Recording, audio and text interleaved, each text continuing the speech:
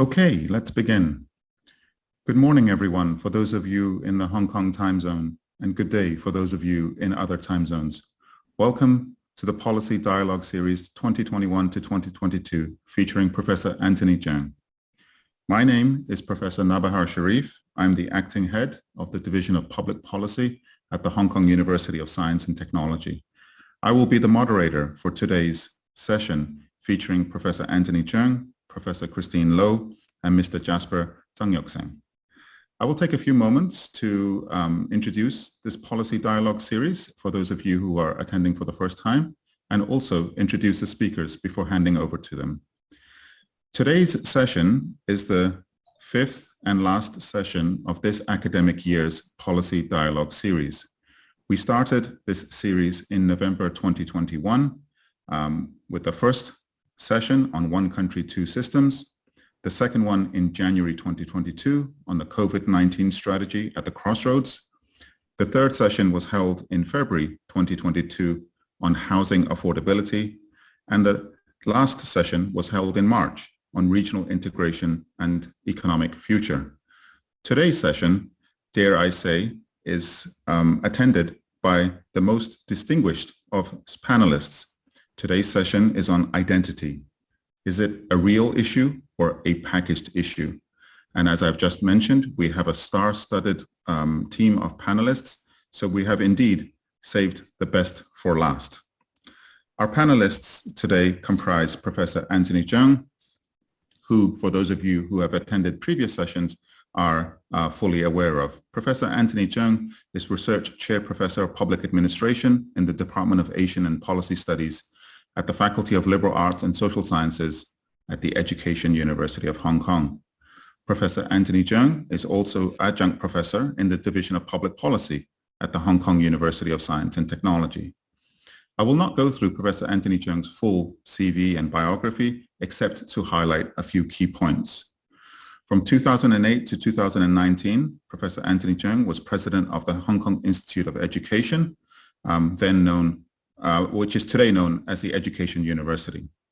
From 2012 to 2017, Professor Anthony Chung was Secretary for Transport and Housing in the HKSAR government. Professor Chung has been active in community and public service, having held major positions, including non-official member of the Executive Council from 2005 to 2012, Chairman of the Consumer Council from 2007 to 2012, Chairman of the Pay Trend Survey Committee 2007, Board Member of the Hong Kong Mortgage Corp from 2007 to 2017, Member of the Legislative Council and Chairman of its Education Panel from 1995 to 1997, and since 2017, Professor Anthony Chung has been appointed Chairman of the Committee on Self-Financing Post-Secondary Education. Our second presenter today is Professor Christine Lo. Professor Christine Lo is a good friend and a distinguished stalwart of Hong Kong society. Currently, Professor Christine Lo is Chief Development Strategist at the Institute for the Environment at the Hong Kong University of Science and Technology.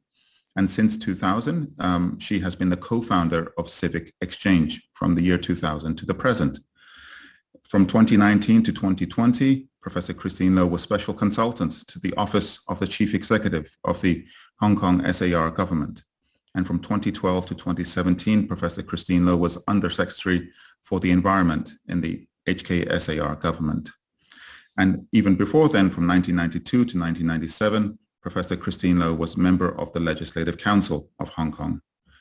Professor Lo is a sought-after speaker on sustainability issues, including climate change, as well as green finance, ESG, and related policies. She is also a regular speaker for finance houses and business groups, regularly commenting on geopolitical issues, in particular US-China relations. Our third speaker today is Mr. Jasper Zhang. Once again, well known to anyone who has spent any time in Hong Kong. Mr. Zhang is currently Honorary Professor in the Faculty of Social Science at the Chinese University of Hong Kong. He is the convener of the Hong Kong Vision Research Program, Vice Chairman for the Hong Kong Policy Research Institute Limited, and perhaps best known for his role in the DAB. Currently, Mr. Chung is advisor to the Democratic Alliance for the Betterment and Progress of Hong Kong, and he was also the founding chairman of the DAB from 1992 to 2003. From 2002 to 2008, Mr. Zhang Yoxing was member of the Executive Council of the HKSAR government. From 1998 to 2016, a member of the Legislative Council of the HKSAR government, and he's probably best remembered for his terms as president of the 4th and 5th Legislative Councils of the HKSAR government from 2008 to 2016. Like other panelists, Mr. Zhang Yoxing has been a member in a number of government committees, statutory bodies, and education institutes, including the Commission on Strategic Development of the Central Policy Unit, Securities and Futures Commission, Airport Authority, and the Open University of Hong Kong. So the rundown for today's session will be as follows. I will hand over the floor in a few moments to Professor Anthony Chung, who will speak for several minutes using a PowerPoint presentation, followed by Professor Christine Loh, and last but not least, Mr. Zhang Yoxing. So without further ado, I would like to now hand over to Professor Anthony Chung to take the floor. Professor Chung, please. Good morning, friends. Thank you very much, Nabaha, for your very generous introduction. The topic today is identity, a real or packaged issue, question mark. It's a question mark because there are many ways of looking at identity. And identity, no doubt, is a very big topic in Hong Kong. And some would say that what happened in Hong Kong over the last couple of decades was around the issue of identity. So let me first of all share my PowerPoint here.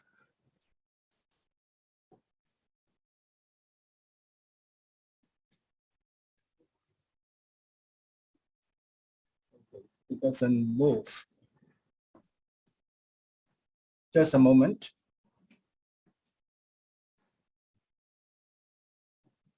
Okay, now it's working. So who am I? This is a question often asked in Hong Kong.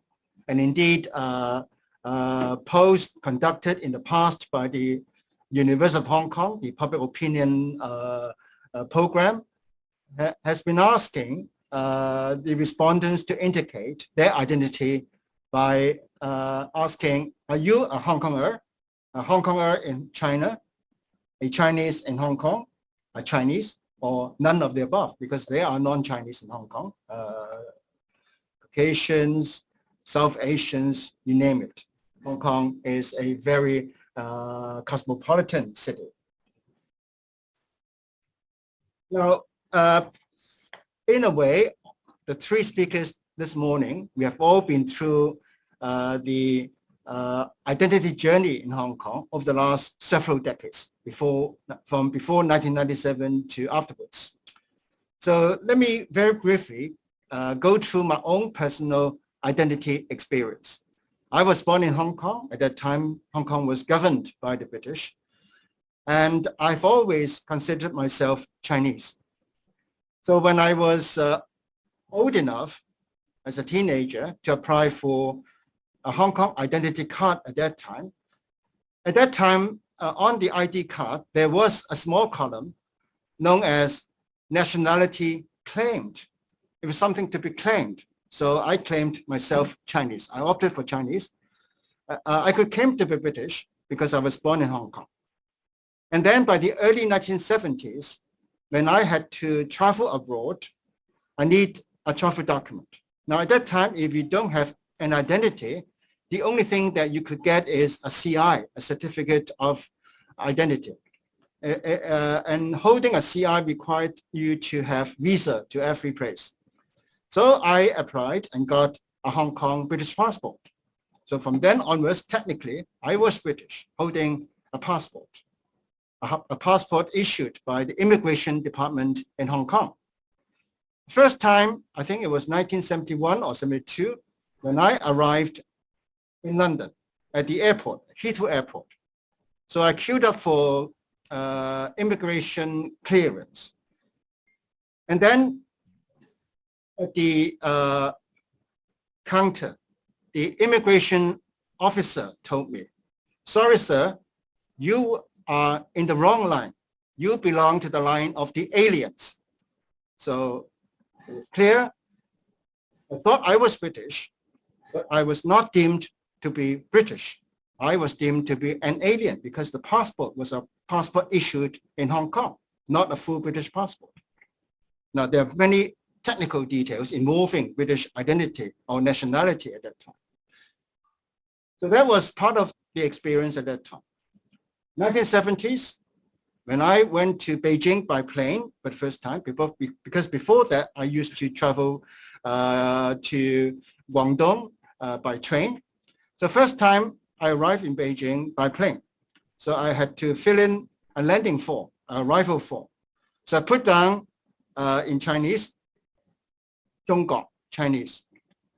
And then at the border control counter, the official there crossed out 中國, Chinese, and put down Hong Kong and Macau compatriot, 港澳同胞. So I was Chinese and yet not deemed fully Chinese because I came from Hong Kong. Then 1997, I stopped using my BNO passport, British nationality overseas passport, and I got my new Hong Kong SAR passport. First time using the SAR passport, when I went to, I think my first destination was somewhere in Southeast Asia. I won't name it here. So I put down on my arrival form, China, for nationality, Chinese. But the immigration officer of that overseas country crossed out Chinese and inserted instead HK SAR.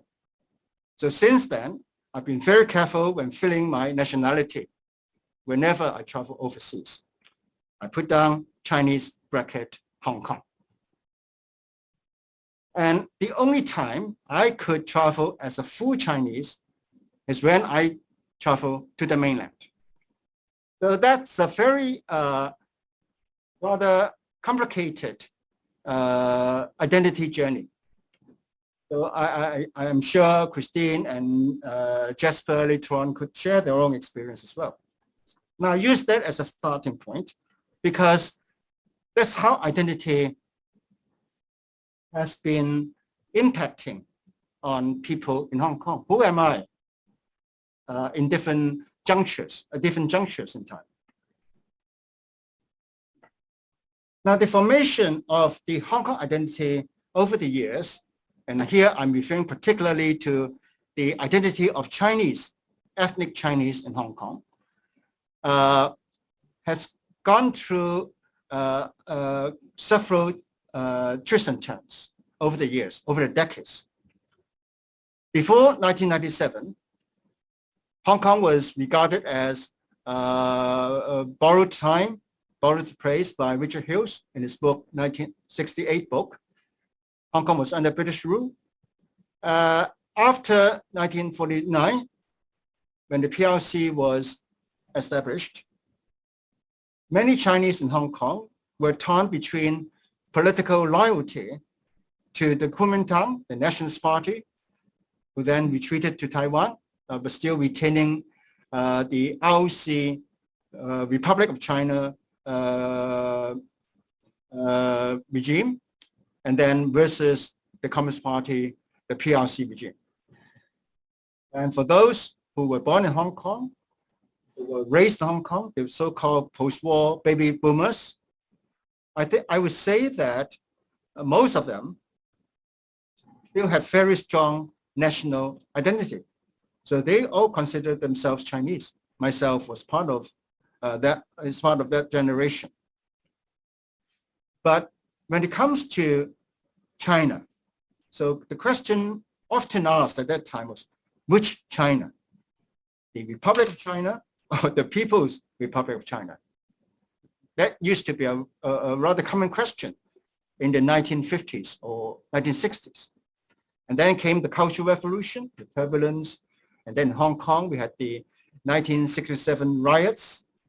And because of the political events at that time, many Chinese in Hong Kong became rather alienated from the mainland. And they began to charter their own course of local identity. So they tried to distance themselves from the CCP and also from the Kuomintang, the KMT.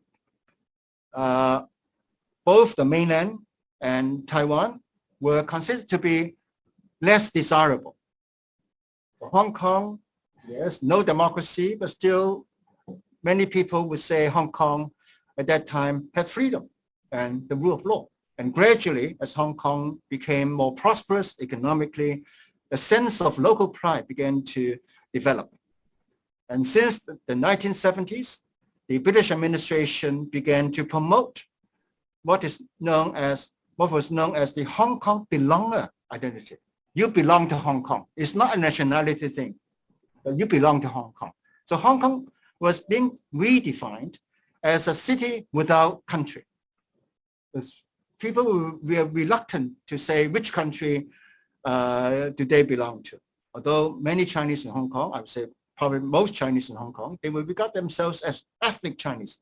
But when it came to the country, the regime, then there would be a lot of questions. So the locals in Hong Kong began to redefine Hong Kong, an East meets West geopolitical and cultural space, a city of hybridity, 集種城市, as put it by Chen Guizhong, a very well-known author, who, by the way, was my university classmate in the 70s. And economic city, because we were so successful. Hong Kong was one of the 4 little dragons. It was part of the East Asian miracle, according to the World Bank in its report in 1993. So people then began to pursue the Hong Kong dream, a middle-class dream, somewhat like the American dream, a dream for new migrants, several generations of migrants, adventurers, entrepreneurs. And then Hong Kong's local culture began to be recognized, particularly among the overseas Chinese. And oftentimes, in terms of identity is defined or recognized versus the others. So the backwardness of the others, those who were not of the same stage of development as Hong Kong. And then you could argue that whenever Hong Kong was compared to the mainland or Taiwan, these are the major sort of Chinese communities, then the locals in Hong Kong would say, yes, ethnically we are the same, but Hong Kong probably was freer, Hong Kong is different. So gradually, there was this sense of local pride. And Hong Kong, whenever compared with the mainland was regarded as the other. The mainland was less developed in Hong Kong at that time.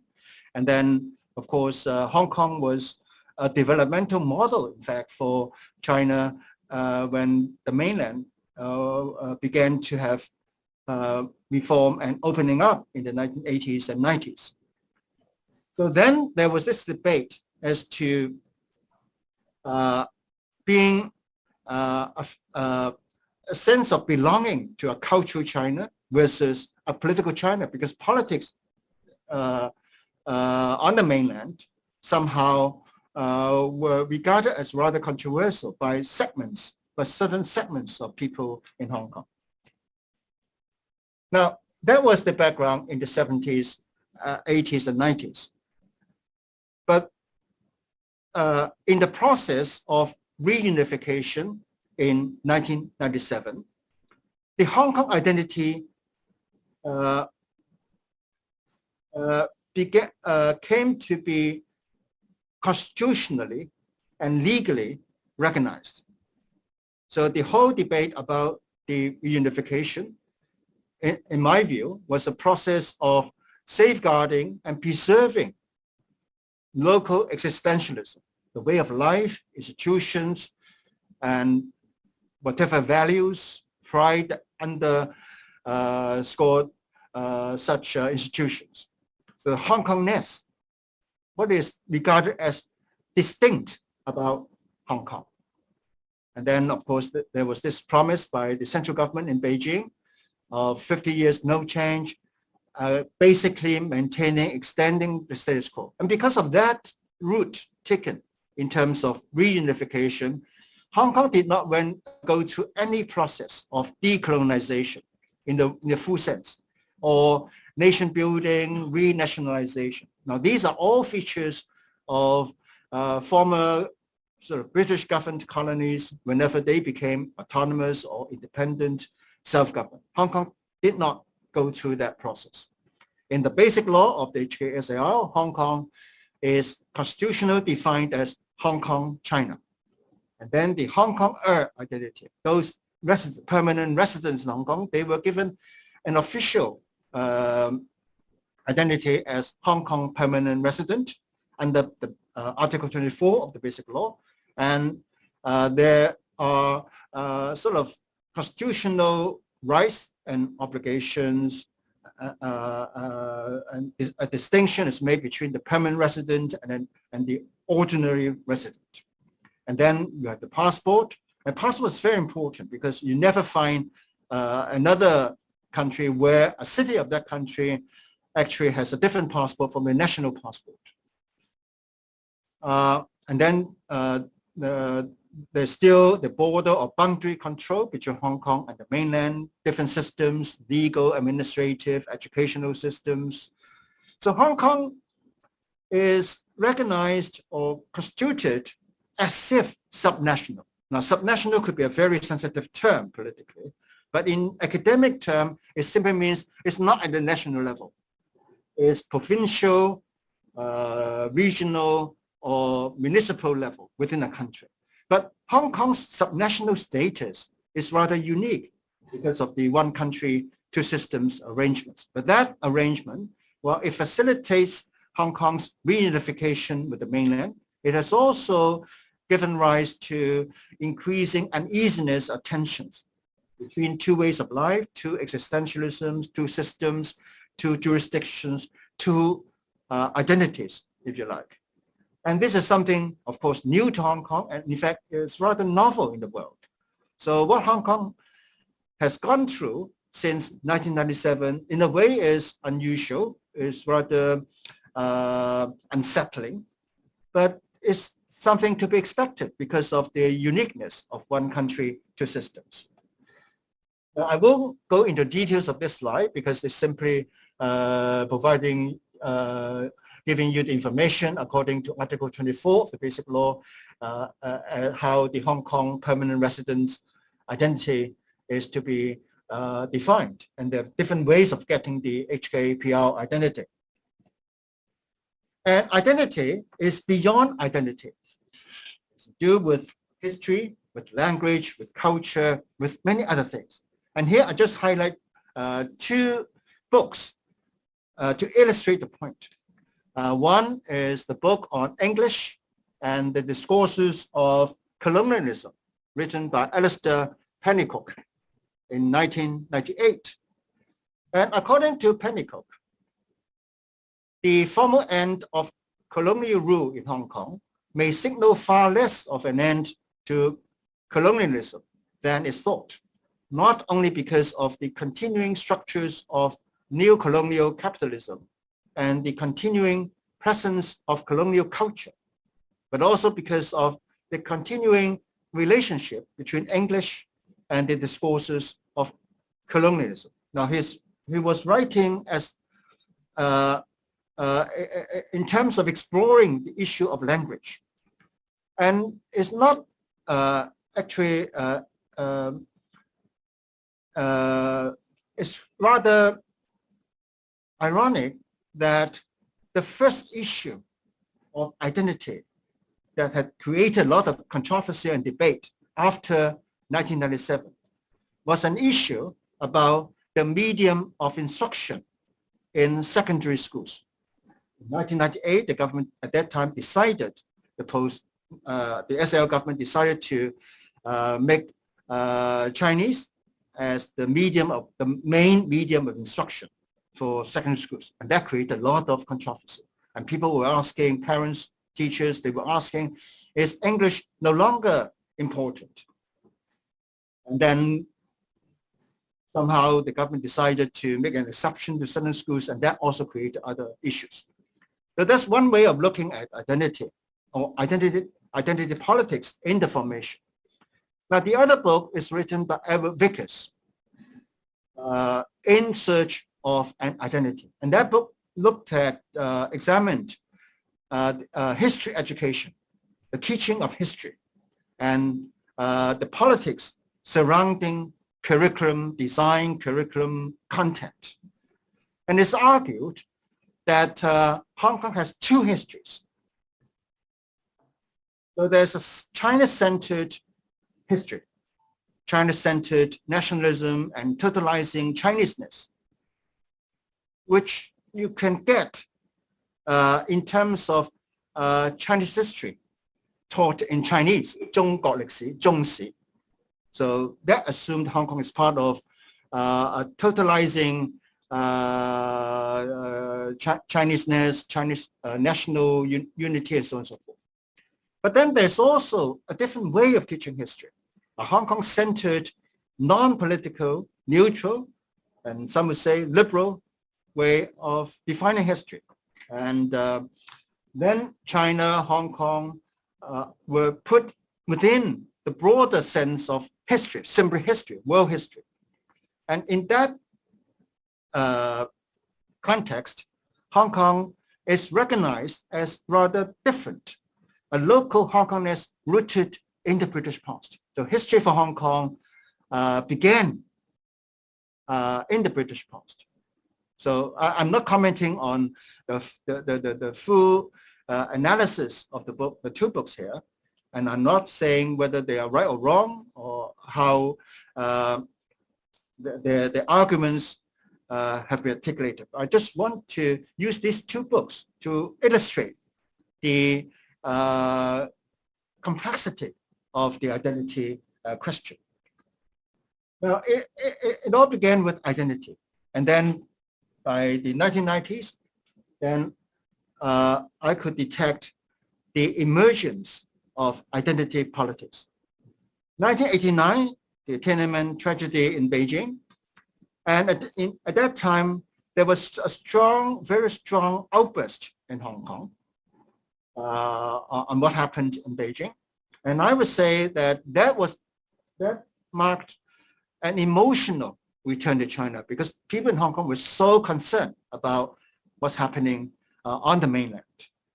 But at the same time, there was this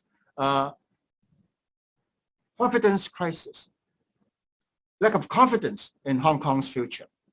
So in the 1990s, there was an exodus of many families from Hong Kong to Canada, to Europe, to UK, Australia, migration. 1997, reunification, a good start, a new start. I could still remember the first morning after reunification. Everybody was so excited. People did not sleep. They just wandered around on the street. They celebrated. But 1997 was also the beginning of new logic of self-administration by Hong Kong residents, 港人治港. And I would say that was that's why democratization, autonomy became important, sometimes controversial issues. And post-1997, the anxiety, uneasiness about identity, we've gone through many incidents, many controversies surrounding asserting the local medium or language of instruction, heritage and conservation issues, Article 23 legislation on national security, and following that, the patriotism debate, the campaign for electoral democracy, dual universal suffrage, Hong Kong core values, and so on and so forth. Many such issues. And over the last decade, increasingly, we could detect this growing anxiety or even fear of losing something, losing the past legacy of Hong Kong, what is regarded as Hong Kongness. And such politics of fear were fully played out during controversies about national security, national education, and more recently in 2019, the Extradition Amendment Bill. And the 2014 Occupy Central movement, which was subsequently called Umbrella Movement, served to radicalize the pro-democracy movement and the younger generation. 2019, this very unexpected but serious political confrontation led to immense consequences for Hong Kong. The enactment of the national security law by the National People's Congress Standing Committee, and then the changes in the electoral system. And by now, I think we would agree that most people will agree that there are opposing identity discourses in Hong Kong. The localist discourse versus the nationalist discourse. Hong Kong, in a way, is a divided society. Now, of course, the extent of division varies, changes maybe according to circumstances. The fear of young people seeking identity and the way they look at future. Of course, it's not just identity. They are also concerned, they also feel at a loss as to other things that affect how they look at the future. And I would describe them as the 3D generation. They have a strong sense of disenfranchised, dispossessed, and being disillusioned about the situation. They are more educated but less upward mobility. They're not happy about the status quo. They have a sense of insecurity.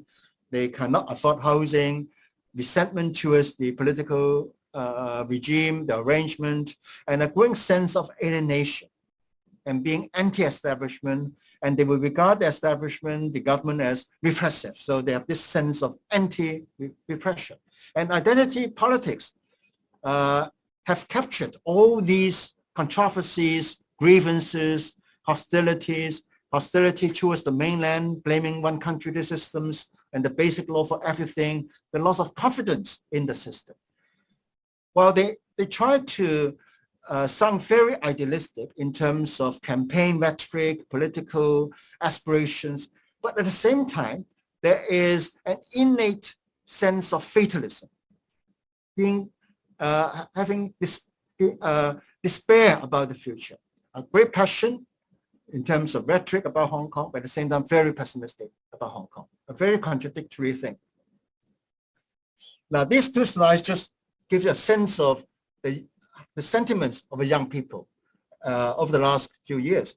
Now, 2020, January, according to Time magazine, that was right after the anti-extradition protest, when Hong Kong was in very serious political unrest.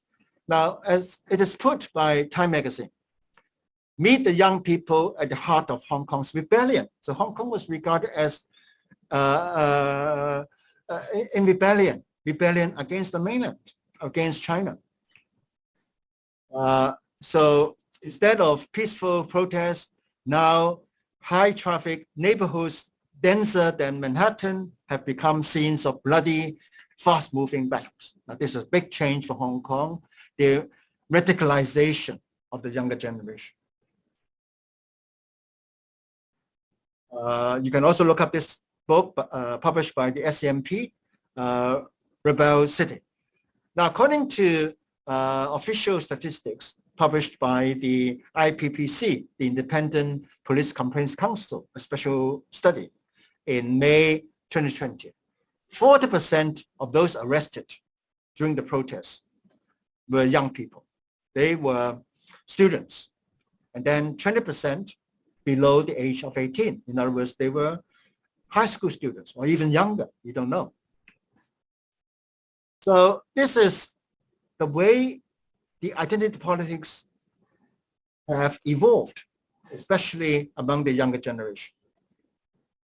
If you look at identity, at the heat of the 2019 protests, some 80% would express their identity as local. Local, according to these polls conducted by the Hong Kong U public opinion program at that time, those claiming to be Hong Konger and Hong Konger in China. So together, 80% in 2019, end of 2019. At the moment, by now, probably 7%, 70%. So still a very high proportion. So definitely, identity is not just an identity question, but is becoming identity politics. So preserving the local versus integration into the national, localism, nativism versus patriotism in terms of discourse, polarization, and then also because of the generational element, so young people versus the establishments, those who are already getting the benefit, reaping the benefit, Southern Cape, versus this generation. The localist narrative framing and explaining all the grievances, whatever is negative, a sense of being suppressed, loss of freedom and autonomy, fear about the future. And as I said earlier, 2019 was a watershed. The autonomy issue, now autonomy is part of the basic law provision for Hong Kong, a high degree of autonomy. But over the years, within Hong Kong, among those who have been radicalized, autonomy is being redefined. And in a corresponding way, the central government is also looking at autonomy now from a rather different angle. They feel the threat of autonomy being sort of exaggerated or made hostile, a matter of hostility towards the mainland. So we have the 2020 National Security Law, which has served to restore relative calm in Hong Kong, but of course, beneath the surface, anxieties, uneasiness probably still remain, and identity politics are not going to go away. And indeed, identity politics is everywhere. Here, I just take two definitions.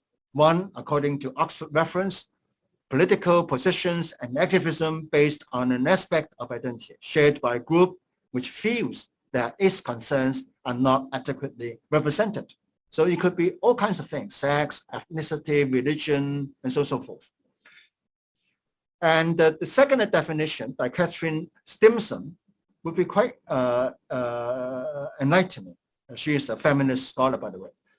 And she said, identity politics is a contemporary shorthand for a group's assertion that it is a meaningful group that it differs significantly from other groups, that its members share a history of injustice and grievance, and that its psychological and political mission is to explore, act out, act on, and act up its group identity. So it could be a very assertive way of asserting, of expressing what is regarded as meaningful, different from others, that it has a legacy, a history, and a mission to explore, to meet.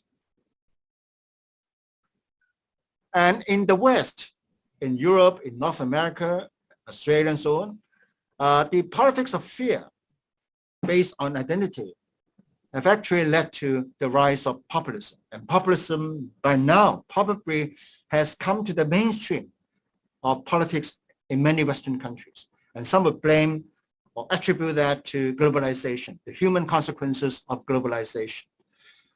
And according to Sigmund Bauman, that complex combination of uncertainty, insecurity, and lack of safety.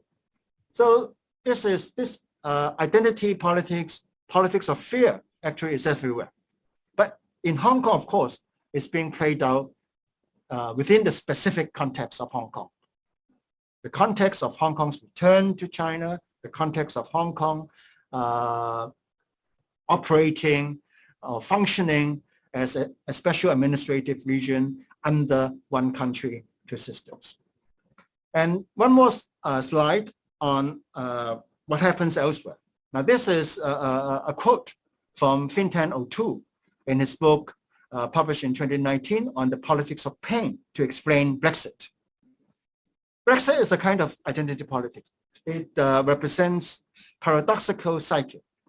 And according to Fintan O'Toole, the power of Brexit is that it promised to end at last all this tantalizing uncertainty by fusing contradictory moods into a single emotion, the pleasurable self-pity in which one can feel at once horribly heartened by and exceptionally grand. So rather contradictory. On the one hand, you feel so aggrieved, so repressed, and on the other hand, so grand.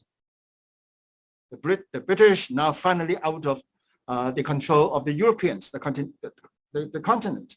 Its promise is at heart a liberation, not from Europe, but from the torment of an eternally unresolved conflict between superiority and inferiority. And I think that kind of unresolved conflict between superiority and inferiority also can be seen in Hong Kong in terms of the identity, anxiety, the identity politics in Hong Kong. So finally, so what are the challenges? Now here I'm just posing questions that we could consider. How could we settle this identity issue? Who am I? Can we relaunch a purposeful community in Hong Kong that have meaning, that could fit in the overall evolution of the larger Chinese identity? But between China and the world, Hong Kong has a role. Hong Kong of China, Hong Kong of the world. Hong Kong is different from the mainland, and Hong Kong is not entirely separate from China. So could we have a kind of third existentialism that could transcend boundaries, that could embody, that could capture elements from various domains? And under one country, two systems. Hong Kong is supposed to be rather different, unique. So what is the basis of that uniqueness now? Why should Hong Kong be exceptional 25 years after reunification? The future prospect of Hong Kong in terms of self-administration, in terms of political ownership of the locals, of the overall system. And is Hong Kong as prosperous, as stable as in the past? Because that was how the previous pride in Hong Kong was developed. A performance-based governance, is that what people are after, young people are after? And what lies behind the Hong Kong, what lies behind the Hong Kong pride? What is Hong Kong to be defined? A fair society, rule of law, sense of citizenship, freedom, any core values which are important that could sustain this Hong Kong identity.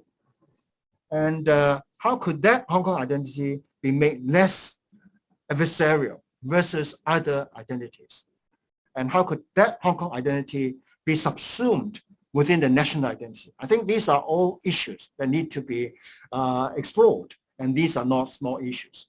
So that is my presentation to begin with. Later on, we could discuss further during the Q&A. Thank you very much.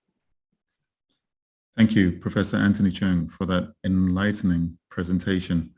A lot of material to cover and digest. I would now like to hand over the floor to our second speaker, Professor Christine Low, who I'm sure will change gears and give us her unique insights into this same issue of identity.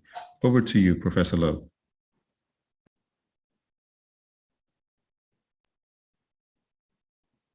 Well, thank you so much for including me in this discussion. Before I share my screen, I'd like to maybe just say a few words about our discussion. To add to what Anthony said at the start of his discussion, I'd like to also remind ourselves of two other points. Anthony talked about the identity of being ethnically Chinese, identifying to be Chinese in colonial Hong Kong, and the various awkwardness of actually who we are. And I'm sure both Anthony and Yuxing will remember two particular occasions that I personally at the time, and this was back in the 1980s, that I personally found most fascinating. I think you will remember Lydia Dunn. Lydia Dunn was the senior member of EXCO in the 1980s. And she was so upset about going to Britain and having to line up in the foreigner section, although she was Hong Kong British. The second person, again, a LegCo member, was Alan Lee. Again, he was a distinguished member of LegCo for many, many years. Someone born in China, came to Hong Kong, established his business. He was an industrialist and so on. And he always carried a CI. He never went for a Hong Kong British passport. I think in my own personal case, having had the privilege of sharing a time in LegCo with both Yuxing and Anthony, I think both of them will also remember we were kind of representative of different bits of Hong Kong in Hong Kong politics. So Anthony has shared with us his journey, his identification of being Chinese. I'm ethnically Chinese, I'm culturally Chinese, but I need to travel, so there's a British passport, and I know I'm not British and not quite British and never quite British, right? This kind of sense. And I think for Yuxing, we used to say, well, he's left wing, and what does that really mean? Strong identification with China, and then starting DAB and so on. And I was young and extremely ignorant of everything when I joined LegCo. But I was probably the most Western or most Westernized of the three of us. I was brought up by a European father. The language of the family was English, and I studied in England. So, all three of us were quite different. And I think at the time, I would just say that China was a huge confusion for me. Of course, my own father is from Shanghai. And I also found that your own family history could be defining in how you look at yourself. So, for example, I have family who left mainland China to come to Hong Kong. So I have uncles and family, grandparents from Shanghai that came to Hong Kong, and I remember them when I was very young. Part of the family went to Taiwan and have a very distinguished uncle who was ambassador for Taiwan overseas. So, and again, to add to what Anthony said, there was one identity that he didn't discuss. And that was what happened when Hong Kong people went to Taiwan. That again, you kind of have to have a different set of papers. So we many Hong Kong people, right? So you have a Hong Kong passport issued by the British. You might see yourself as Chinese, and if you went to Taiwan, there's another version of being Chinese. So that already tells you that our identity for a long, long time has been contested. So this is a greatly contested area.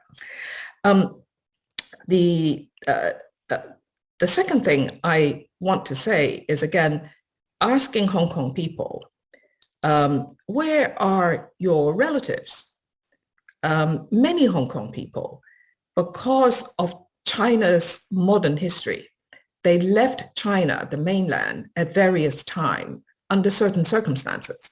Well, one would be just dire poverty. So we remember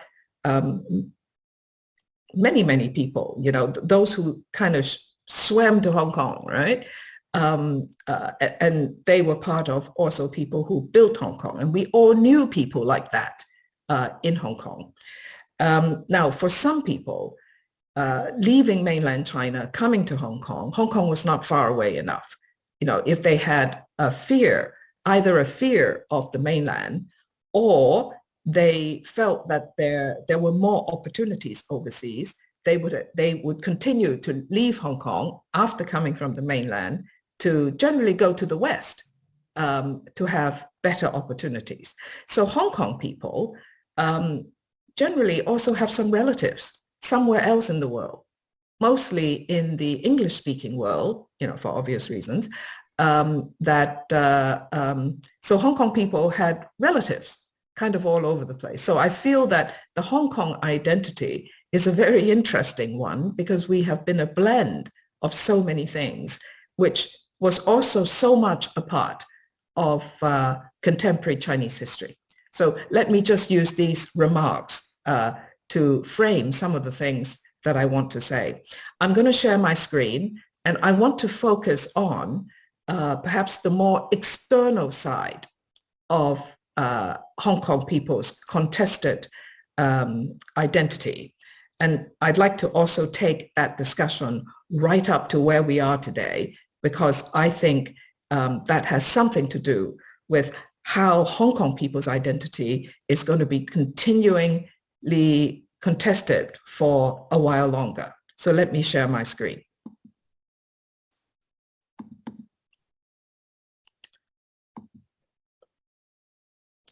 So I think you can see my screen.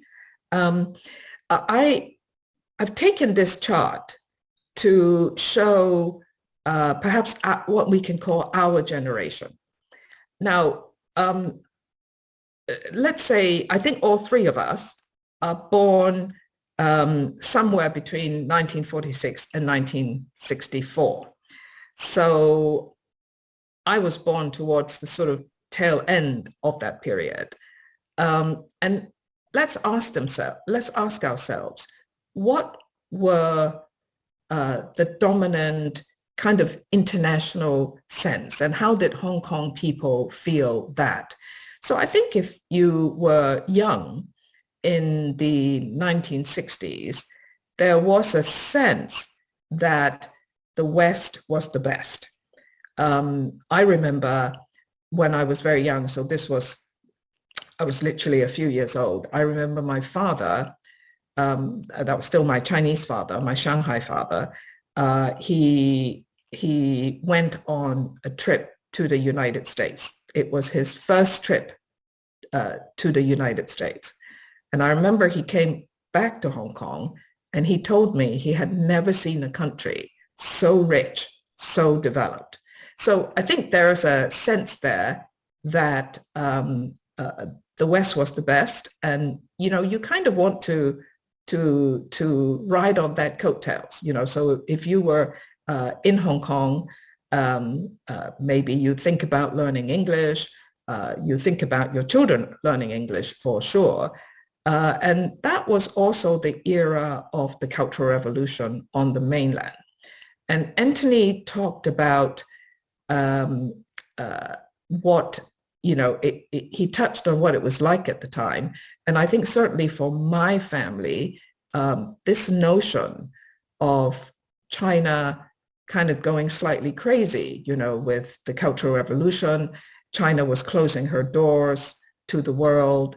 And in any case, it wasn't possible to go to China. And for people like my Shanghai family, they came to Hong Kong after 1949.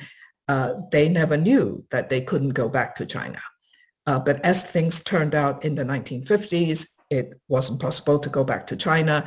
So, and with the Cultural Revolution, I think there was a whole generation of Hong Kong people at the time to look west, to attach ourselves to the West. And that was also a time of economic rise, consumerism in the West and in Asia, particularly with Hong Kong starting earlier in its production. Hong Kong, made plastic flowers and wigs, that period of time. And those products were going to the West. We were going to do business with the West. So this notion of the West and the attractiveness of the West was very important. And it was a time of the economic takeoff, the beginning period of Hong Kong's route to becoming one of the little dragons. So that was, you could say, 1965 to 1980. Now, by the time you got to 1980, Hong Kong was beginning to feel, or the British were thinking about what to do with Hong Kong in terms of the New Territories lease. So then, we go into the 1980s, and that was the time when I started to get involved in public affairs. And I joined an armchair group in Hong Kong at the time called the Hong Kong Observers. And we were watching how Britain and China were entering into discussion about Hong Kong's future. That was a time also China had reopened her door. It was the Deng Xiaoping era. There was great emotion. It was a very emotional time with Britain about what it was going to do with the people of Hong Kong. If the land was going to go back to China, how about the people? And this then dived into a period that Anthony talked about. Who are you? The British, you're negotiating our future. We could not participate in our future. And the British didn't want us from Hong Kong. And then we remember that Hong Kong people actually fought very hard for Britain to give a number of British passports, and this whole notion that Britain was prepared to give full British passport to 50,000 families in Hong Kong, possibly a total of about 200,000 people, full British nationality, so that they would stay in Hong Kong. And I think, I'm sure you all remember that period of time, what I call the scramble for passports in Hong Kong. And if you go back to news report of that era, you will see, including some well-known names in Hong Kong, where they've amassed numerous passports. So one person would amass several passports and perhaps residency rights overseas. So this was a period where the economy was not so bad, but people were very confused about their future, where to go, whether to stay, and whether to go. This was and I think over time, it was said that during that period, the pre-1997 period, that perhaps 500,000 people left Hong Kong. And the 500,000 people were mainly professionals. And so there were those that were given British passport. I think most of those probably stayed, but there were many people who left for Canada, Australia, and the United States. So again, you have this drive of people fearing for their future, not being certain about the mainland, the trajectory of the mainland, and feeling that they need to have another option. And you also remember that this was the Tai Hong Yan, right? The family where the children and the wife would go off to wherever they had immigrated to. The husband would stay in Hong Kong to continue to work. And then there was a period after 1997 where people kind of came and went because the economy was still rather good here. It was very hard to get jobs overseas, so on and so forth. So the 1980s right up to 1997, families made choices, very personal choices about what they were going to do. And after 1997, between 1997 and let's say today, we have witnessed over 20 years of, you could say, the second surge in the rise of China. I mean, obviously, between 1980, when China kind of reopened her door, and up till 1997, this was a great struggle period for China. There was 1989 to deal with. There were many Chinese themselves who wanted to leave China for a better time elsewhere in the world. After 1997, I think for the people of Hong Kong, there is this confusion period. As Anthony said, we didn't go through a period of political decolonization. We were told that everything we could just carry on. And we were told that the government would continue to carry all the values of the previous government. And we all remember Deng Xiaoping saying to Hong Kong, well, you know, as long as you accept that you're now a part of China, as long as you're patriotic, and that was the definition of being patriotic, that you care about Hong Kong, you care about China, you acknowledge that Hong Kong is now a part of China, is no longer a colony, well, that's fine. Deng Xiaoping's famous statement, well, I don't really care what you believe in, right? You know, capitalism, slavery, whatever, just so that you accept Chinese sovereignty. So fast forward to today, what is the external environment that Hong Kong people are also impacted in? I would say that the deteriorating relations between US and China is very, very important. Today, of course, who would have foreseen back in the early 1980s that within 40 years, China would have developed so amazingly economically and socially as well. I mean, China has changed so much that now the United States see China as the big competitor. And the narratives are very clear. The Americans have said that they want to slow down China's development.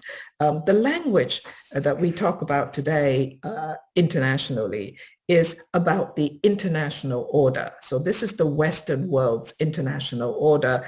And, you know, China is an upstart. China wants to destabilize the so-called international order. Of course, for the West, there's also a new narrative coming out of democracies versus autocracies. And the biggest, most fearful autocracy is, of course, China. China being big, China economy is now the second largest economy. China obviously still has a lot of potential for further growth and development. And I think from the Chinese point of view, what they want is not to spread autocracy, so to speak, but they want China to continue to develop. But nevertheless, these two great powers are having their contest over systems, over values, over ideas. So again, I think for us sitting in Hong Kong, how do we see ourselves? Even though we are not a full democracy, if we were carrying the values of liberal democracy, how do we see that we're a part of China? Again, the issue of Taiwan is important because this is one of the narratives that is potentially destabilizing in our part of the world. The other thing I want to point out, and you know, we can go back to the 1960s and into the 1980s, and Anthony mentioned this. Hong Kong people look to the West because it seems to be the West. It seems to be the best because it's economically and socially advanced. Hong Kong people have traditionally not looked towards Asia as examples of also interesting development. So today, one of the things is also very interesting to contrast Hong Kong and Singapore. I won't go into any details, but I think you know why I bring up Singapore, and Singapore is very unique and amazing development as well. Now, a part of the democracy versus autocracy narrative is a deeper layer of capitalism versus communism and socialism narrative. When I was young in the 1960s, because of Russia and China being communist, this was sold to us as not a very good thing. And that in terms of economic isms, it's best to be capitalist and market driven. But in any case, I think today there is a revival of the demonizations of different people systems.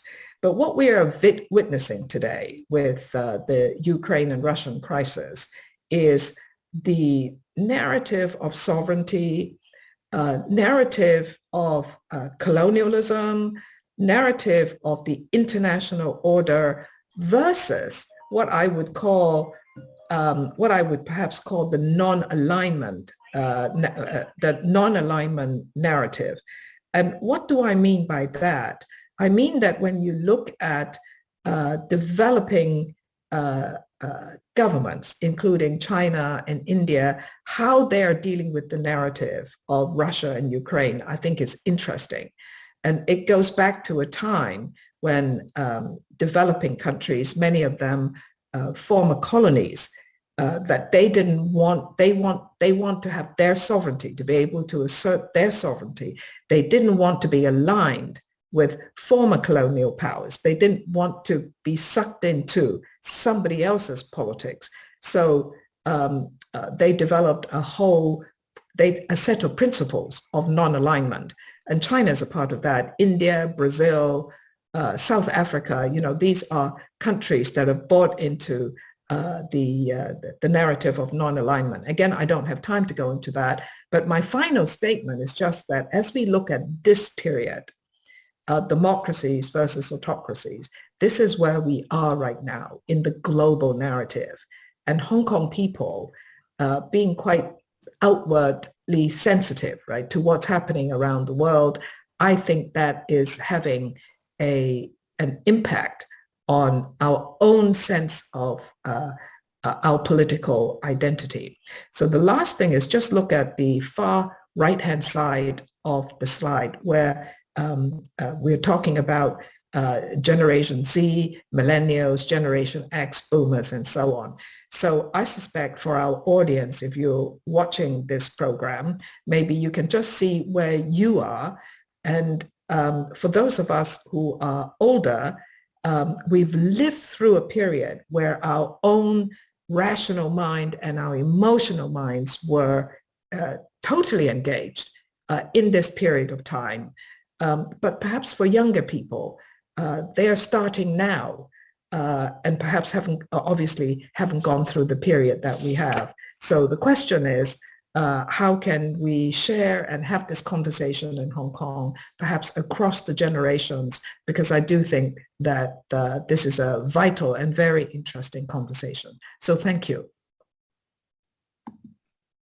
Thank you, Professor Christine Loh, for those insightful remarks. A lot of food for thought, and as I completely expected, different gears from Professor Anthony Zhang, but similarly rich and educational. I would now like to hand the floor over to Mr. Jasper Tsang. For those of you who are aware, Mr. Jasper Chung has been a stalwart of Hong Kong society from the beginning. He's been around forever. He was the president of the Legislative Council, as I mentioned, but many of you may not be aware that Mr. Jasper Chung was also probably the highest ranking Hong Kong official who spoke up for ethnic minorities in Hong Kong. So for all of his accomplishments on paper that you may be fully aware of, including his public service and so forth, he has been a strong friend of ethnic minorities. So I'm really looking forward to his remarks on Hong Kong identity, given his breadth of involvement in all features of Hong Kong society, including mainstream Hong Kong society and non-mainstream Hong Kong society. I would now like to hand over the floor to you, Mr. Zhang. Thank you, Professor Sheriff. I do have many friends in the ethnic minority communities. I have many Indian friends, Pakistani friends, Nepalese friends, and so on. Well, second.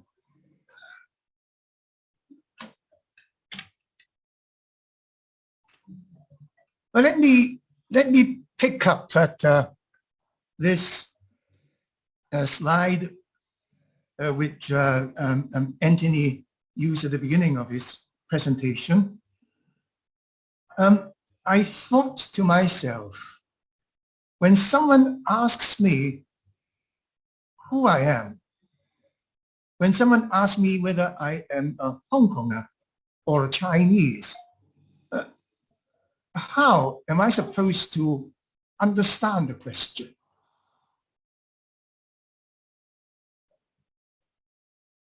Is it a question on my knowledge? Does the question mean, do you know whether you are a Chinese or a Hong Konger? Now, Anthony told us his experience. When he went to the UK for the first time, he tried to join the queue at immigration for British citizens, but he was told that he was joining the wrong queue. He should join the queue for aliens. Now, so did Anthony make a mistake? Why was he wrong? So what did British law say about British nationality? Why was it that although Anthony was holding a British passport, he was not regarded as fully British? Why? So is it a matter of law, matter of constitutional definition? Yes, when I traveled abroad before 1997, I held the Hong Kong CI, Certificate of Identity, that Anthony mentioned. Many times when I went through immigration in a foreign country and had to fill in a landing card, I put Chinese in the nationality box. And almost invariably, the immigration officer would cross it out and put stateless instead. Right? Now, I said I was Chinese not because I was particularly patriotic, but well, I couldn't think of any other nationality that I could claim, right? Nevertheless, immigration officers elsewhere never agreed that I was Chinese. So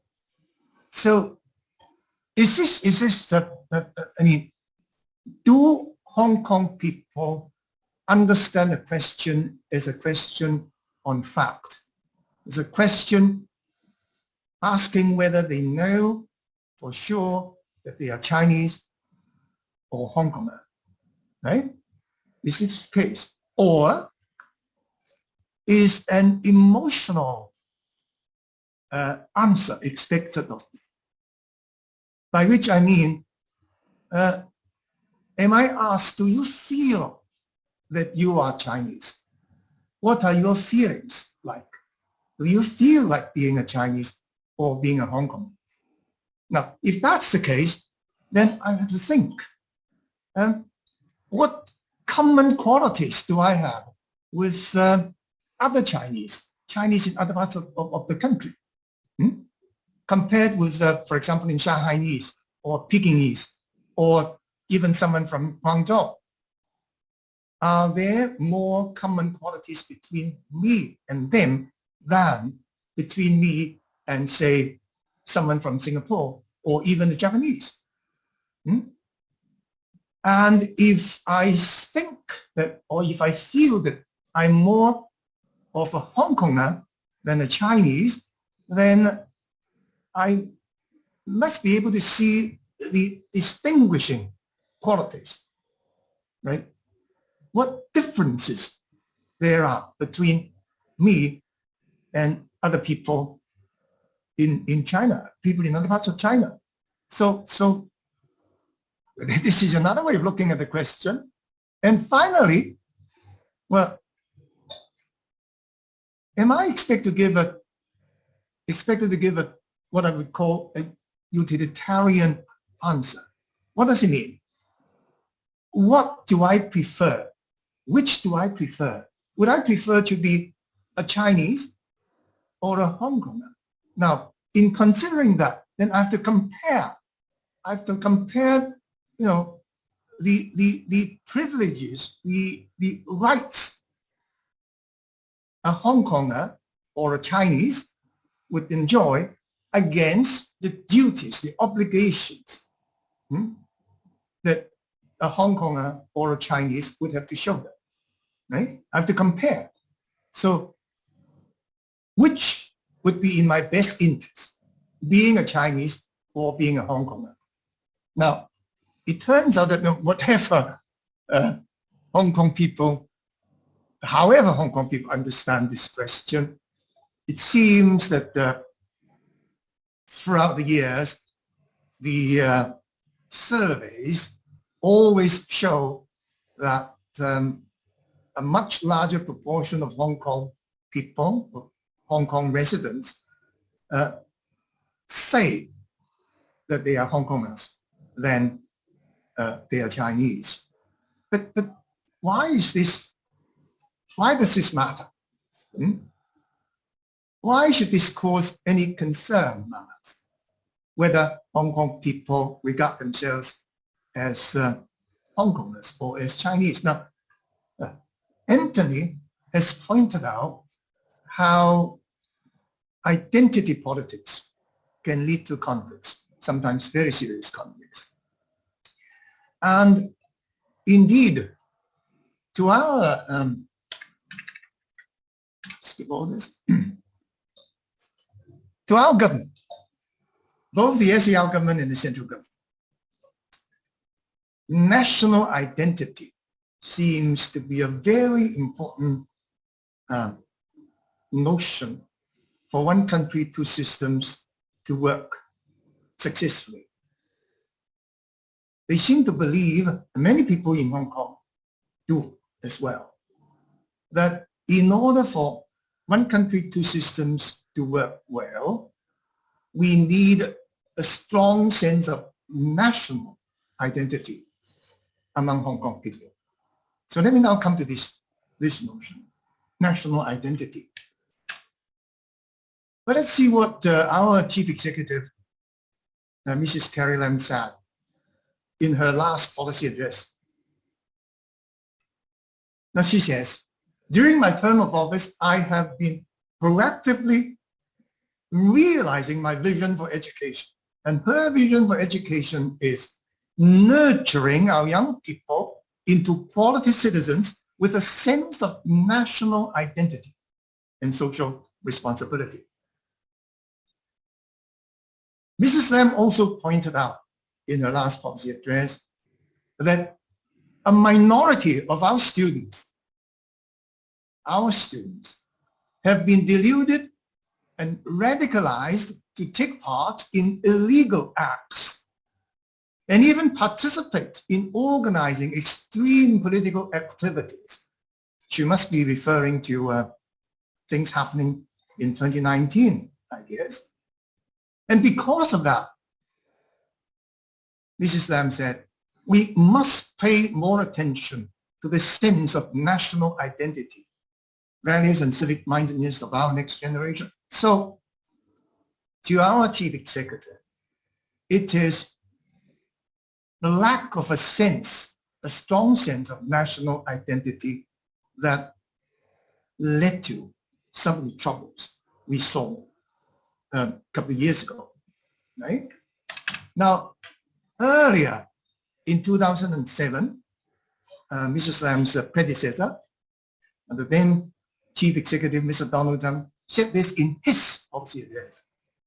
He said, it will give more weight to the elements of national education in the existing primary and secondary curricula and a new senior secondary curriculum framework, which was going to be implemented soon, to help students acquire a clearer understanding of our country and a stronger sense of national identity.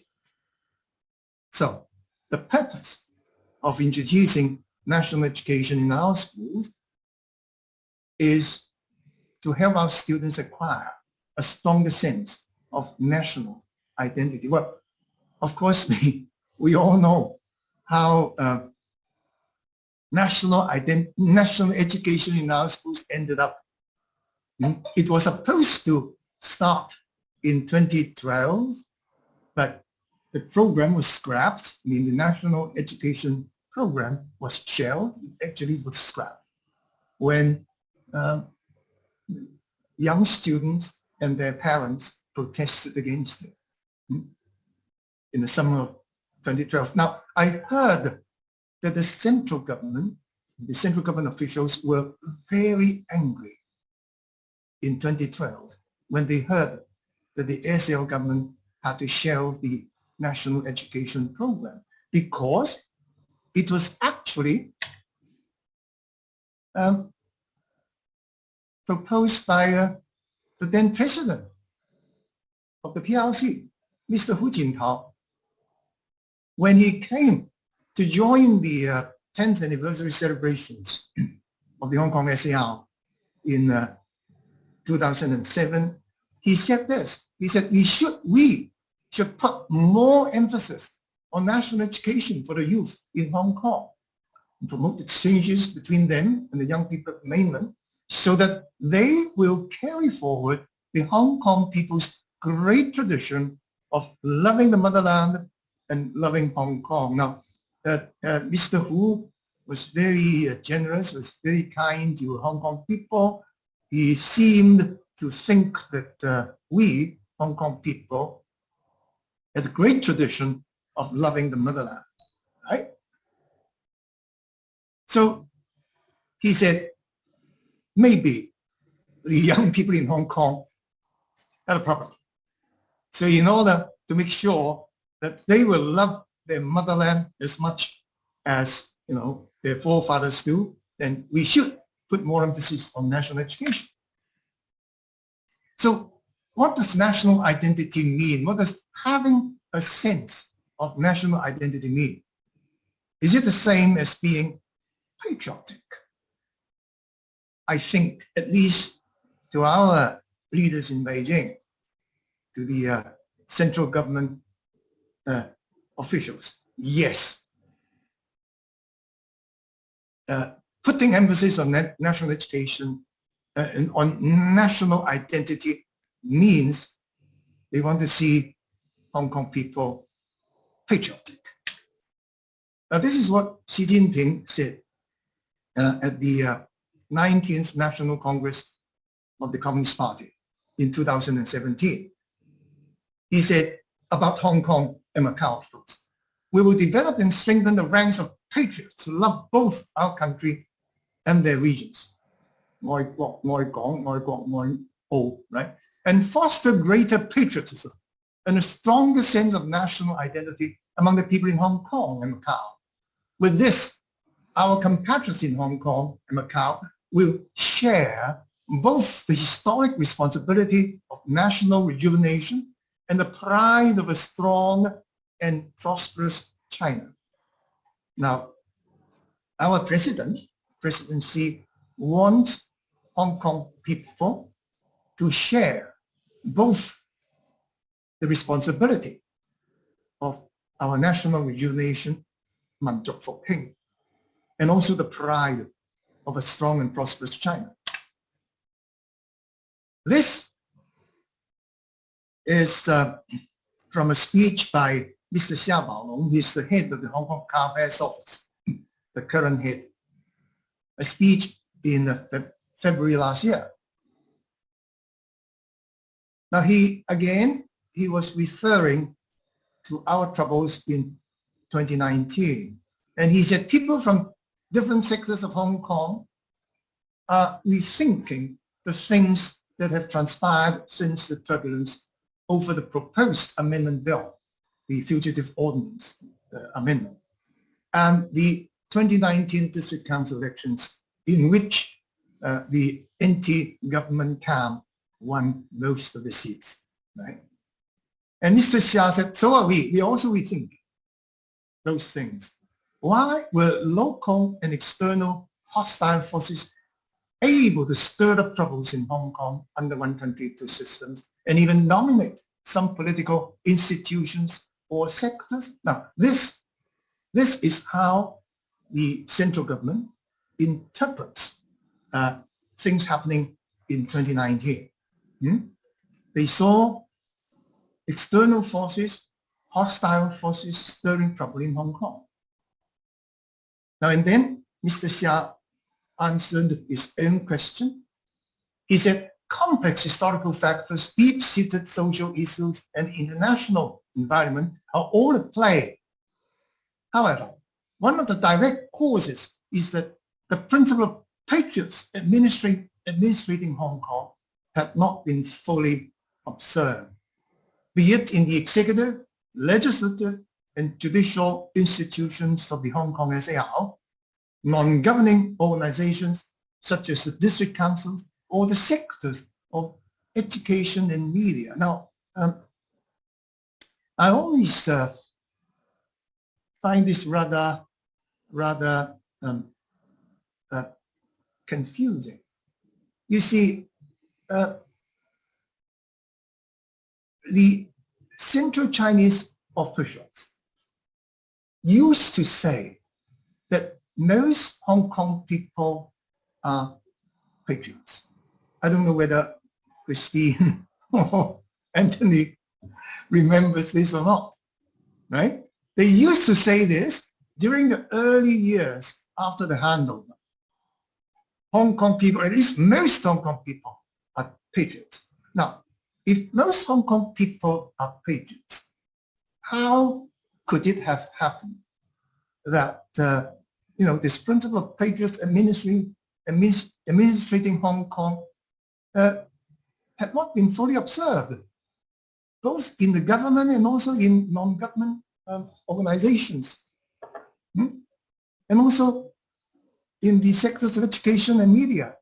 Now, if most Hong Kong people are patriots, how can we not have patriots administrating Hong Kong? But anyway, we have heard very little anymore about this saying that Hong Kong people are patriots. So the question comes to, what does it mean? What does it mean to be a patriot? What is required of a Hong Kong resident in order for him or her to be qualified as a patriot? Now, this is the often quoted definition from Deng Xiaoping in 1984, when Deng Xiaoping met with a delegation from Hong Kong. Now, he said, a patriot is one who, now he actually puts down three criteria. First, respects the Chinese nation. Second, sincerely supports the motherland, resuming the exercise of sovereignty over Hong Kong. And third, wishes not to impair the prosperity and stability of Hong Kong. Now, Mr. Deng said back in 1984, very clearly, we don't demand that they be in favor, they meaning these patriots in Hong Kong. Mr. Deng said, we don't demand that they be in favor of China's socialist system. You don't have to support China's socialist system. We only ask them to love the country and love Hong Kong, right? Now that was back in 1984. You would qualify as a patriot if you respect the Chinese nation, sincerely supports Hong Kong return to China, and don't do anything to impair the prosperity and the stability of Hong Kong. Yeah? You don't have to support China's socialist system. Now it's different. Again, the same speech by Mr. Xia last year. Now, he said very clearly, unequivocally, right? Patriotism means it's not a vague expression meaning you just love China. Which China? Patriotism means the love of the People's Republic of China. Now, not only that, Mr. Xia went on to point out that the Chinese Constitution says the socialist system is the basic system of the People's Republic of China. The leadership of the Communist Party of China is the defining feature of socialism, the Chinese characteristics. So you cannot say you love China if you do not support what is stipulated in the Constitution, right? Okay. Actually, Mr. Xia pointed out that it would be a contradiction if, on the one hand, you claim to be a patriot, on the other hand, you don't support the socialism in China, right? So this is a new definition of patriotism. Now, Mr. Xia, of course, told us that because times have changed, a lot has happened in the 40 years between when Mr. Deng Xiaoping laid down his criteria for patriotism and now, right? This is from the Education Bureau, right? And the Education Bureau actually issued a number of circulars to schools stressing the importance of fostering students' sense of national identity, right? And what does it mean? What does it mean, fostering students' sense of national identity? The Education Bureau explains that means enabling students to understand the development of their own country in different aspects: history, culture, economy, technology, political systems, laws, and so on, as well as cultivating them a sense of belonging towards the country, right? And this is the educational obligation of schools. Okay. Now, let me finish up with this last slide in Anthony's presentation. It's a list of challenges. Well, to me, I think the real challenges are the third and fourth points. Prospect of one country, two systems. Is it going to work? Is Hong Kong still, will Hong Kong continue to be, to play a unique role in the development of China? And unique in what way? And also the political future. Will Hong Kong people administering Hong Kong or governing Hong Kong with a high degree of autonomy, is this going to continue? This degree of autonomy, is it going to be very much limited? Well, I would think a lot will depend on whether we can successfully convince the central government, convince the Chinese government that there is a strong sense of national identity among Hong Kong people. The Hong Kong people have already developed a strong sense of national identity. Now, from what both Anthony and Christine have said, it seems that if that's going to happen, I mean, if the central government is satisfied that we do have a very strong sense of national identity among the majority of people in Hong Kong, that's going to happen. That's not going to happen soon, right? And before that happens, before that day comes, I think there will be a lot of doubt, a lot of uncertainties as to how one country, two systems in Hong Kong will move forward. And well, I mean, there is no doubt that the Chinese government, at least the current leadership in China, are still determined to make one country, two systems succeed in Hong Kong. But I mean, the way they want to see one country, two systems succeed, whether that would be exactly the same as what most Hong Kong people want, but that's another question. But I mean, now the central government, the Chinese government has made it very clear that for one country, two systems to go on working, we must make sure that patriots are going to run Hong Kong. And that means Hong Kong people with a strong sense of national identity. Okay, so let me stop here and begin our discussion.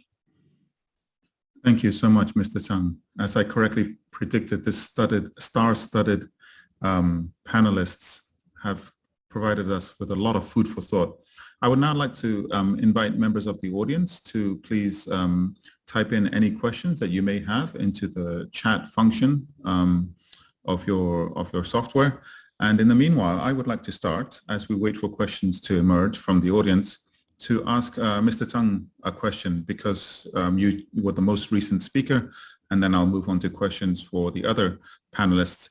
Mr. Zhang, I would like to ask, you spoke a lot about national identity, and my question is, and other panelists, of course, are free to enter the discussion because we are now in an open discussion phase.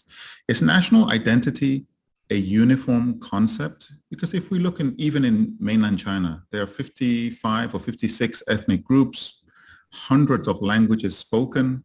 There is definitely a variety of understanding and trust towards national identity. So is national identity a uniform concept, or is there some variation allowed in what constitutes national identity depending on the person involved within mainland China? Yes, that is why I try to compare the concept of national identity or a sense of national identity with patriotism. Now, interestingly, the Hong Kong government, the SAR government, seldom mentioned patriotism before.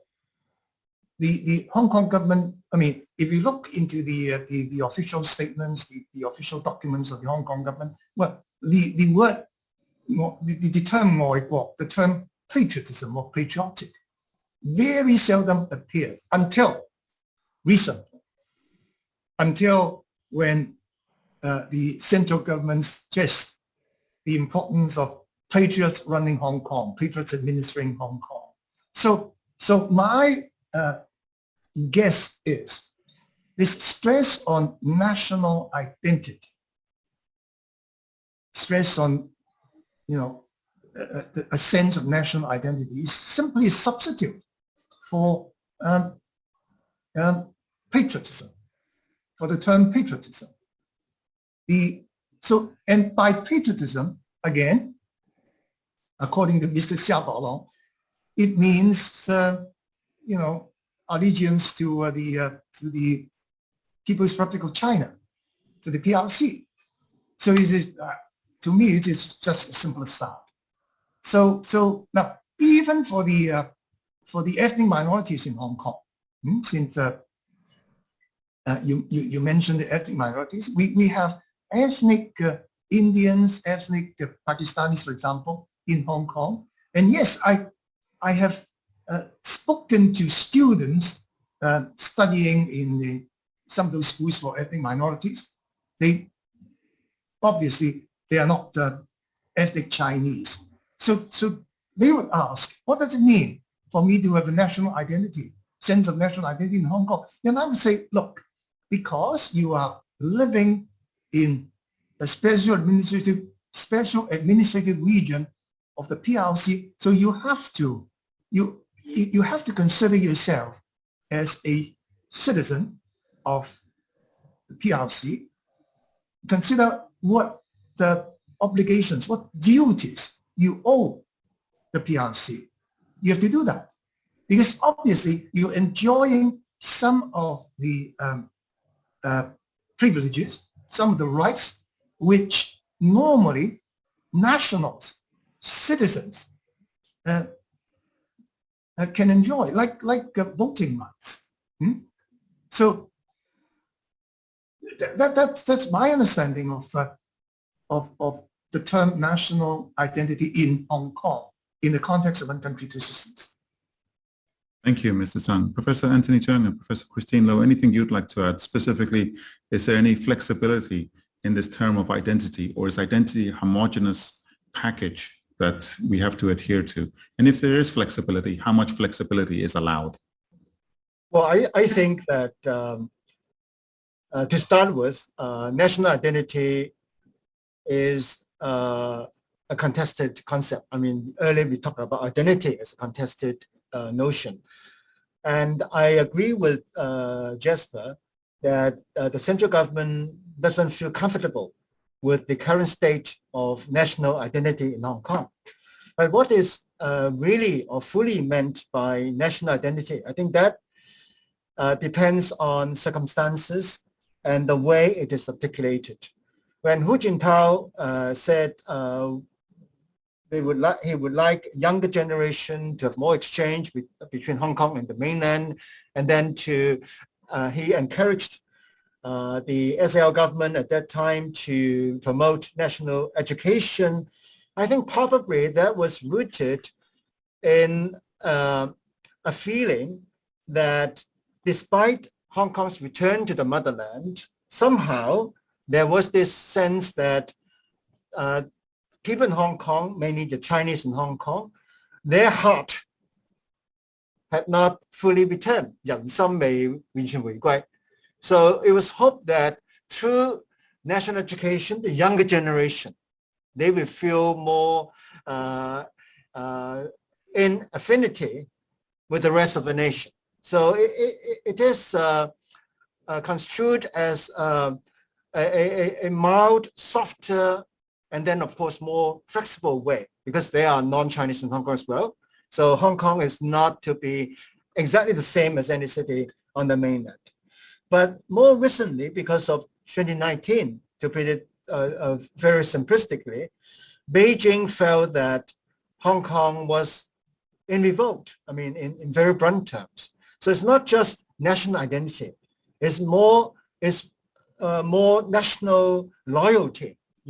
Hong Kong was regarded at that time as not being loyal because the events then were regarded as subversive, disrespect of the national constitutional order, the political order.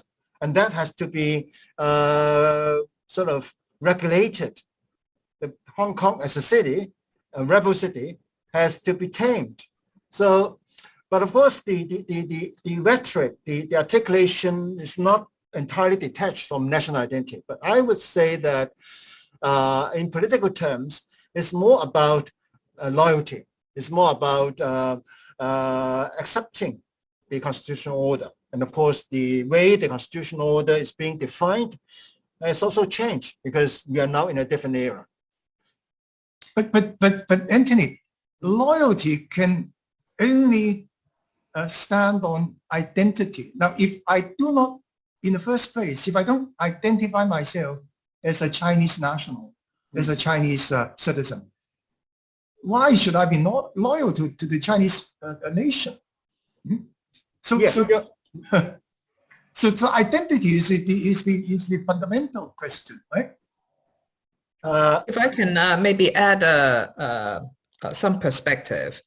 I mean, first of all, when we hear from the president of China, the head of the Hong Kong Macau Affairs Office and so on, there is something called, political leadership speak. And when they talk, they're really saying that they're really telling us what their policies are going to be. And you could say that the analysis that Yuxing, that you gave us, right? You told us this is what they mean, and it is what they mean. And I think from their point of view, today, after 20 plus years, where there was a period of time, in the Zhang era, that was a period of time to bring the colonial Hong Kong, people who had been, they used to say, brought up by the British, back to the motherland, back to the fold of the nation. So they were prepared to be really very generous in their definition of patriotism. And I think that was appreciated, at the time. And also this notion of capitalism versus socialism and communism, this had to be addressed, I think, head on. And I think Zhang said what he said. Now, 20 plus something years later, I do think that Chinese officials are disappointed with Hong Kong in the sense that, wow, it's taken so long and things have gotten worse, not better. So if you were sitting up in Beijing and you have to do policy analysis as to explain why Hong Kong has gotten worse rather than better. And of course, as I tried to say earlier on, we have entered a period of time of great power rivalry between, you could say, China and sort of Western liberal countries. And hence this notion that in 2019 and even before, that there have been Western powers stirring things up in Hong Kong. Because one of the discussion that is also now beginning to happen internationally is about the roots of colonialism and white privilege, right? So alongside the kind of discussion we're having about democracy and autocracy and, now talking about Russia and Ukraine, is how different not just different governments, but also people with different experiences in the world look at what is happening. So I think if we go back to that lens of who is speaking and why are they saying, you could say the official language is one, but then of course, when you and I are talking just as ordinary people, then, the emotional side, as Yuxing brought up, what are we really talking about? How do we identify ourselves? How do we feel? How do we feel? And how we feel sometimes come from a long set of, maybe several generational kind of DNA. Why do we feel the way we do? How do we look at China? Now, if you're a Chinese on the mainland, yeah, you're much more patriotic than us. You were brought up in a certain environment. But actually, because I do teach in the US and I do spend a lot of time in the US, you see kids in elementary school, singing national songs and so on, saluting the flag. This is very, very natural in the US. But as colonial Hong Kong kind of semi-British hybrid, you could say, subjects, right? We were never, we seldom had any kind of expression or declaration of any kind of patriotism, loyalty, whatever you want to call it. So this demonstration that you belong somewhere to a nation, I think is quite, it's not something that we know how to do naturally in Hong Kong. And the last thing I want to say here is also the use of language. We are having a discussion in English right now. So the word patriotism is quite neutral, but in Chinese is oi guok, right? I mean, not that oi guok is not neutral, but it depends on who you say it to. So if you say in China that, in the mainland that you're oi guok, okay, I think that phrase is much more neutral than in Hong Kong. In Hong Kong, to say whether you're oi guok or not, it's almost, for some people, laughable, right? So what I'm saying is, these images, the international narrative, how we've grown up in Hong Kong, it all blends into all these phrases That's why it's so interesting. And how do we then have a conversation with mainland officials? I mean, this notion about how do people Hong Kong really feel? Never mind about where we declare, are we with Hong Kong or mainland or whatever? This is going to be very hard to disentangle because there's the constitutional and legal side, right? There's the political side as seen from Beijing. There is a Hong Kong side. And, the Cantonese in Hong Kong, we're always going to be making fun of these things. So, so at what stage do we satisfy this notion? And then I think I'm so glad that you also brought up the notion of the non-ethnic Chinese in Hong Kong. Now, if Hong Kong was America or Britain, then, it's a country with many cultures made up of immigrants. So that's okay. You can talk about, everybody buys into coming into a new country, but Hong Kong is not quite there. So therefore the conversation is perhaps more challenging. But you see, in America or in the UK, if an immigrant wants to be naturalized, if you want to acquire, for example, an American citizenship, then you have to take the oath. You have to pledge allegiance to the country, right? That's right. You have to promise that you will, perform the duties of an American citizen, right? Yes. Now in Hong Kong, we don't need that, right?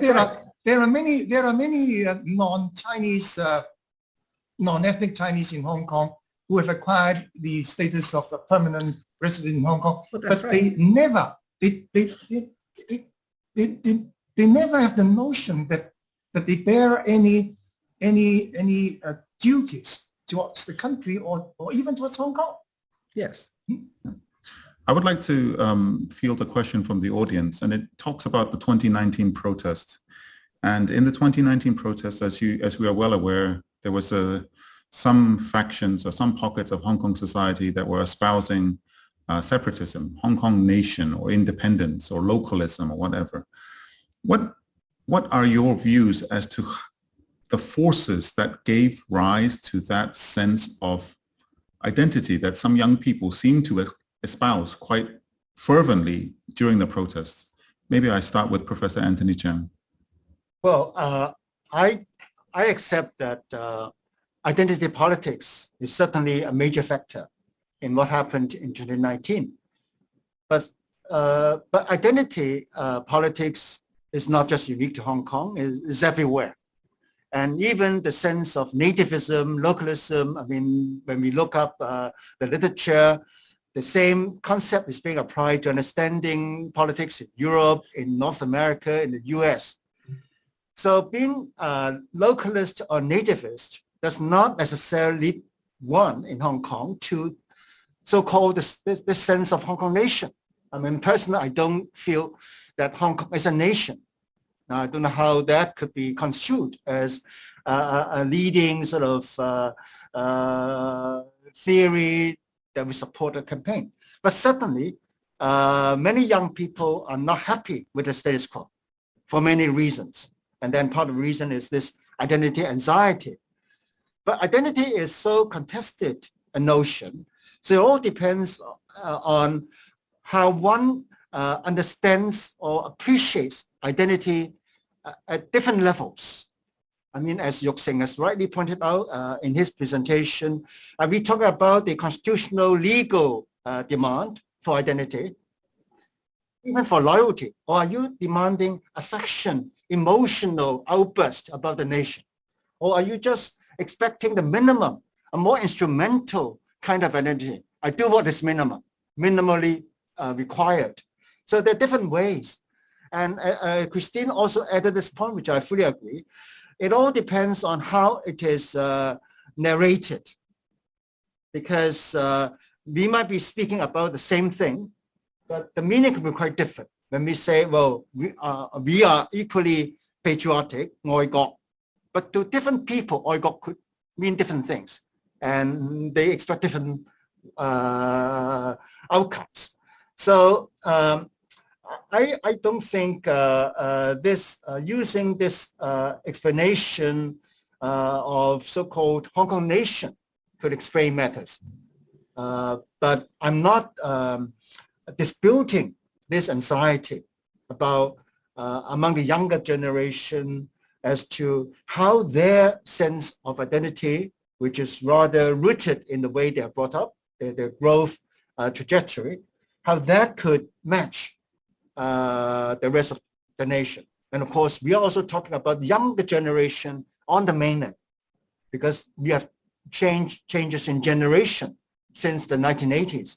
So the younger officials on the mainland, when they look at Hong Kong, based on their identity journey, their experience, they will also find difficulty to understand why younger people in Hong Kong would behave in a particular way. Mr. Zhang? Well, I think Anthony addressed the question very well in his presentation earlier. Now we all know that the young people were angry. Many young people were angry in 2019. And for the most part of the first 2 decades after the handover, when people were not happy with the state of affairs in Hong Kong, when people were not happy with the performance of the SAR government, they always blame the local government, the SAR government. There had been very few public protests against the central government until, I think, the Occupy Central movement back in 2014, 2015. I think starting from that, at least some young people who were not happy with the public policies in Hong Kong and not happy with how those policies were formulated, because the government was not democratically elected, I think many of them turned their anger towards the central government as well. So that would naturally, lead to sort of separatist thinking. Would it be better if Hong Kong sort of simply break away from China? I think that's one reason why separatism became so outstanding in 2019. Professor Lowe? In my one slide, I showed the different, you could say, generations, right? The current generation, Generation Z, millennials and boomers and so on. The reason I did that was that perhaps I was trying to ask myself that if I was 20 years old or if I was 16 years old, at the time that I was, what was it like? Because I think younger people, not that they're not intelligent or educated, but it's easier to stir people up because we want to see the world as much more black and white than it really is.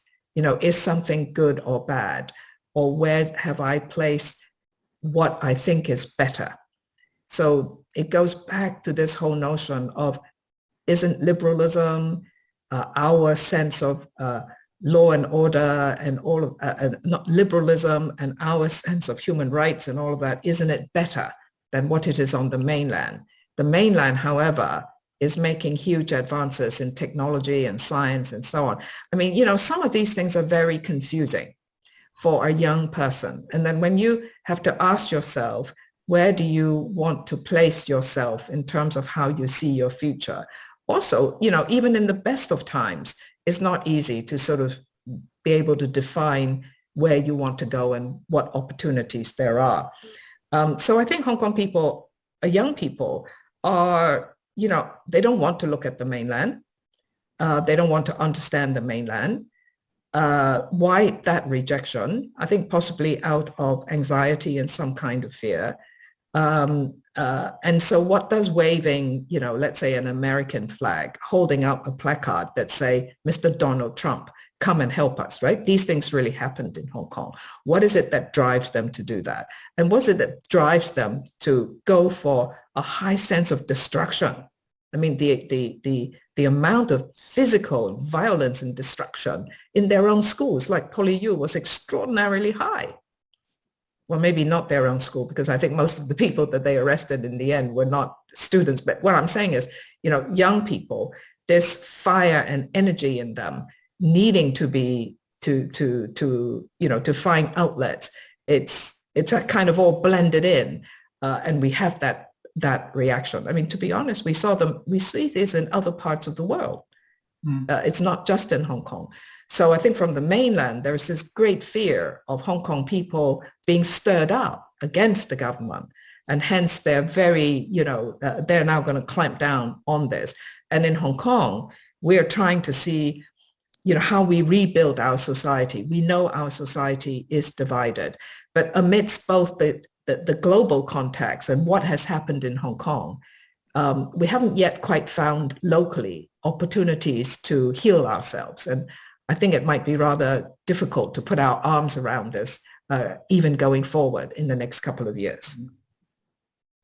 Thank you, Professor Loh. With that, I would like to, and with an eye on the time, I would like to bring this today's session to a close. Before I do so, I would like to once again thank our three distinguished panelists for a real festival of insights, discussion, sparking off new ideas on this very contentious issue of identity. Is it real or is it packaged? And I think we are leaving this session today with a lot of food for thought. I would also like to thank Professor Anthony Zhang for being an ever-present in this policy dialogue series of 2021-2022. We are yet in discussion to determine whether a new policy dialogue series for 2022 to 2023 will take place or not. So please stay tuned, stay abreast of the news, and you will hear about that shortly. I would also like to thank the Education University of Hong Kong, in particular the Department of Asian and Policy Studies and the Academy of Hong Kong Studies for their support. At the Hong Kong University of Science and Technology, I would also like to thank the Division of Public Policy for their sponsorship and support of this policy dialogue series. As I mentioned at the forefront, at the outset, we have had 5 excellent sessions where we've had distinguished speakers and panelists share their ideas. And I think this last one for this year is a culmination, is a microcosm of what we have been able to feast on over the last academic year. So with that note, I would like to once again thank our panelists deeply and sincerely and bring this session to a close, and thank our audience members. We had over 140 registrants who registered to attend this talk today, and for every talk we've had over 100 to 200 people register. So I hope those who registered and attended have found this beneficial, and we look forward to seeing you soon. With that, thank you very much everyone. Professor Anthony Chung, Mr. Tung Yok Sing, Professor Christine Loh, thank you for your insights and input. Thank you to the organizers at Education University and the Division of Public Policy at HKUST. Good day and goodbye. Thank you. Bye-bye. Thank you. Bye-bye. Bye-bye.